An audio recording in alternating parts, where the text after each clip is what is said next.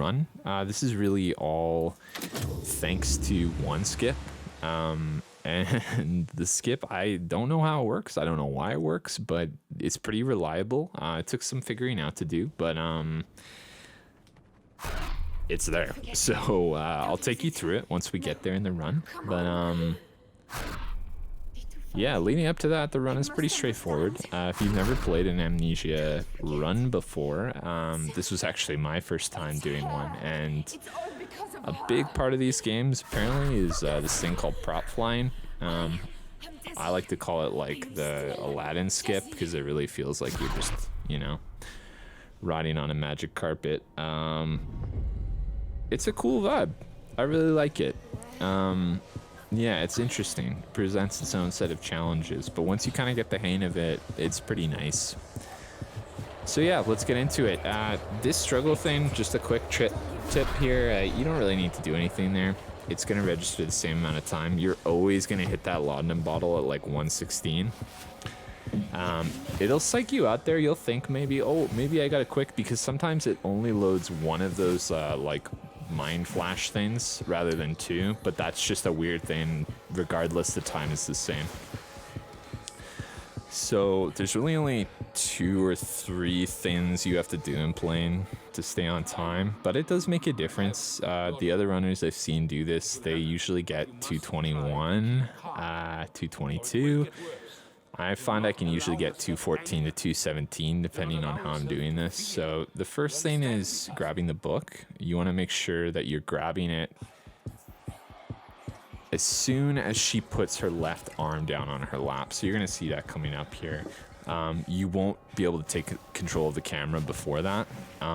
So there's no use really fighting against it. She's going to keep repositioning the camera back to center for her. What happened? Where are they all?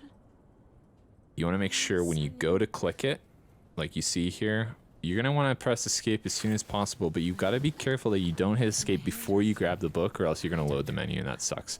So this is the other time save. People will go straight through that cabin, but you gotta face backwards, or else she'll stagger on one of the sides, and that just loses you time. Also, I'm setting up the life jacket right in front of the door if possible, so that when I go to open it, I'm kicking the life jacket out. If you turn back to grab it, sometimes Tassie will accidentally go back in the plane, and that's just the run over right there. It can also be annoying when you pulling it out. It'll like land sometimes in a weird position, and that can be a little sketchy for this prop fly, because this prop fly feels sketchy already. So in other runs, again, you'll see people take a pretty far right path here. I just cut around the side of that rock. You don't have to go any further than that for the Hank scheme to not load, so I don't really see the point. It's not like it's any faster. I guess you won't have to do that though next patch, because I guess skippable cutscenes are going to be a thing. So that's a nice little quality of life change. Yeah. So you can see this prop fly is a little scuffed. This life jacket here is not a life jacket I personally would want to wear, because it really it feels like you're playing Tony Hawk when you're up in the sky there. Sometimes it'll just start doing like infinite kick flips, and you're on the rail and you're trying to balance it and you think you're gonna fall. It's just not a good look. So you gotta be careful. But once you tame the beast, you do find it kind of gets a little easier. The beast, of course, being the life jacket. So here we are. This is Cave. Cave is another prop fly. You're just going to clip out of bounds, clip back in. If we had it our way, we would be able to just clip into the end of the level and go, but unfortunately you have to clip in sooner because you need the compass, like the traveler's compass, for the next skip.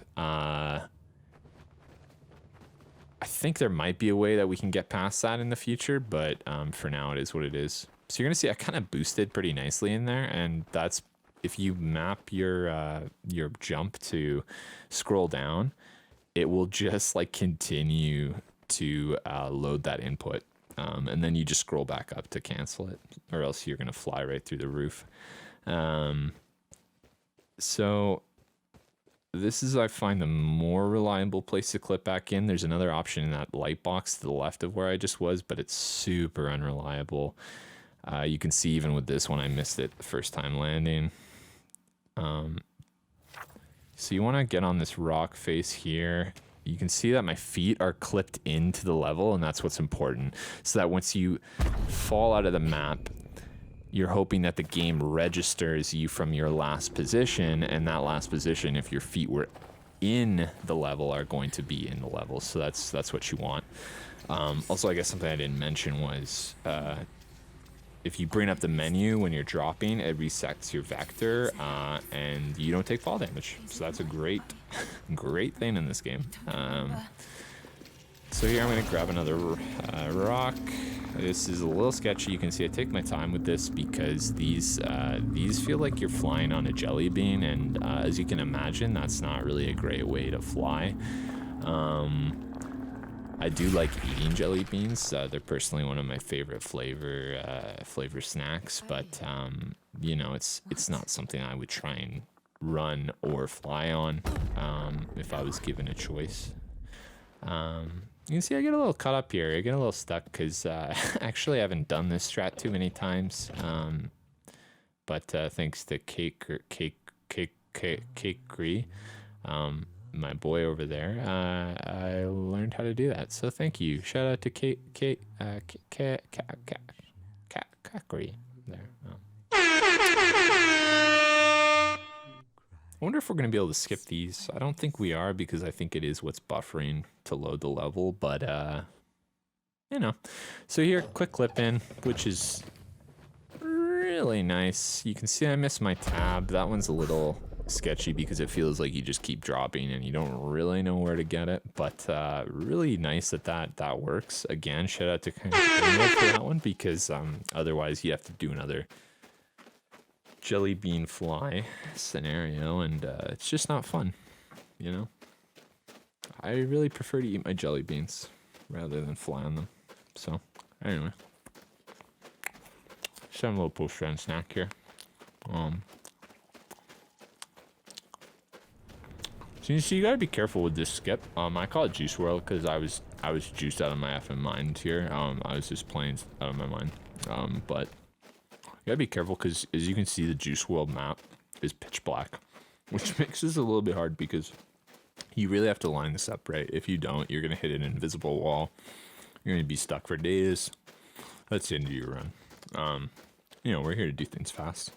So you've got to use visual cues from the skyline, which is kind of nice. It gives you a moment to appreciate the art team's really solid work in this game. Kudos to them. Shout out to the art team. I feel like that, you know, they don't really get enough props. So, big shout out our team. So you're gonna see I'm gonna line this first ledge up here with the wormhole thing in the BG there. I'm gonna get it between two slopes, centered off here, and then I'm gonna get to this next slope. When I do, I'm gonna adjust my sight line to that rock in the background there. So that's what I call mini peak. You can see I've tabbed there because that is a little drop. You will take fall damage. And then I'm readjusting to big peak. Missed my tab here because I'm honestly a pleb. But once you've dropped down there, if you've adjusted yourself on that slope, right, the first time, you will be fine. You'll avoid the invisible wall and you'll be able to get through this here. That's taking you to that last portal. Good news, we're in the nursery. So this is the grand finale. This is the big skip. Again, I don't know why this works. I've tested it a lot of different ways, and I can't get it reliably with other inputs. So it seems to be this configuration of letters works consistently. I'm telling you, consistently. You do have to be careful. You saw just there, I hit it by accident when I went to grab another block, and you've got to be careful because these have to line up when you quit out. If they don't line up, it might not load back in properly. So pretty simple. You're gonna avoid those last two of that third set there. And here we are. That's the input. Again, don't know why it works. Save and quit. Easy enough. And gonna load up the game here. You can see it's still giving you the original flashcard of art that you would have if you were loading back in here, which is interesting. And there we are. So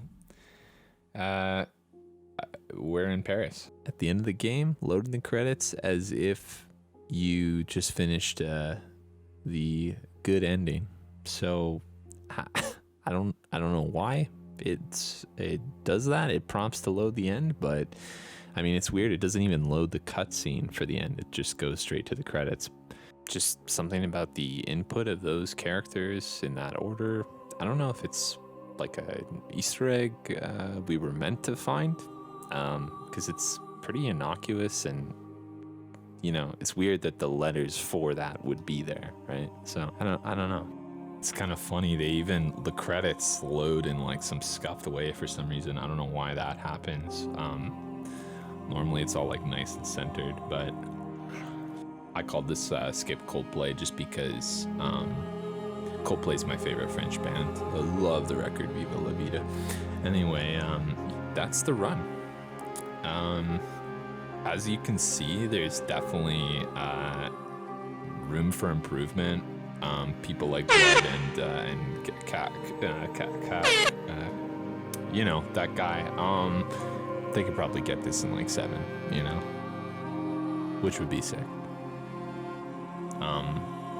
Like I said, I'm still new to this series as a speedrunner, so you know, I feel a little shaky about some of my Aladdin skips there, but in the hands of a real solid workman, I feel like, you know, sky's the limit here. So yeah, that's the run.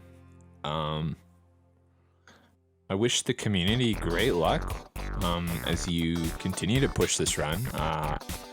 I'm really excited to see what this paves the way for.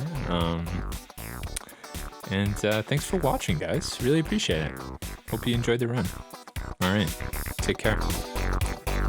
Catch you on the flip.